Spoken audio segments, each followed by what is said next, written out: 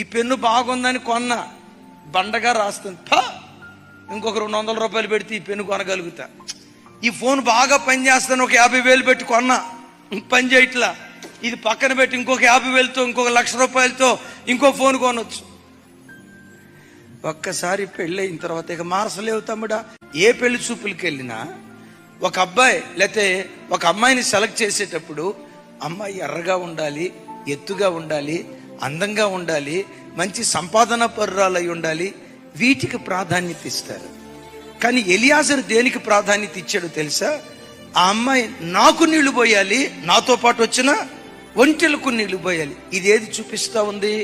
ఒకటి, ఆ అమ్మాయి కష్టపడే తత్వం కలిగింది అయి ఉండాలి. రెండోది, ఆ అమ్మాయి దయాగుణం కలిగింది అయి ఉండాలి.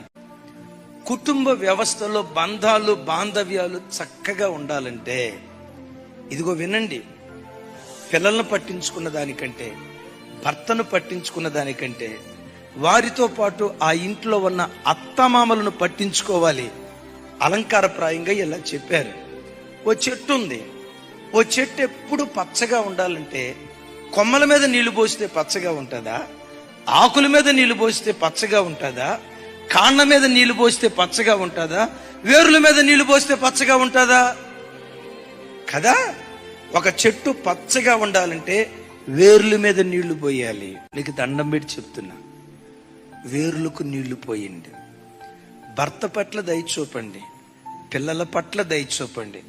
ఆ కుటుంబ వ్యవస్థకు ఆధారమైన వేర్లకు కూడా మనం దయ చూపే వ్యక్తులుగా ఉందుము గాక. Download ShareChat.